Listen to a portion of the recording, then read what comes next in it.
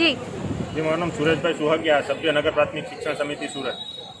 જે આજરોજ જે આ એક્સપાયરી ડેટવાળો મામલો સામે આવ્યો છે એ સૌપ્રથમ અમને અહીંની જાગૃત પ્રમુખ અમારે સીતાનગર સોસાયટીના રાજુભાઈ છે તેના દ્વારા અમને જાણ કરવામાં આવી કે અહીંયા જે ધન્વંતરી રથ છે એની અંદર જે દવા આપવામાં આવી રહી છે તે એક્સપાયરી ડેટવાળી દવા છે।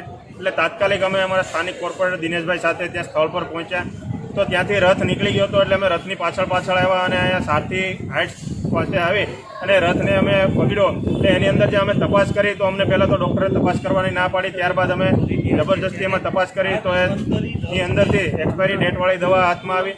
એટલે એની અંદર એક લાગી રહ્યું છે કે કોરોના છે એક મોટું કૌભાંડ ચાલી રહ્યું છે, કારણ કે એક્સપાયરી ડેટવાળી દવા છેલ્લા 1 મહિનાથી બાળકોને આપવામાં આવી રહી હતી।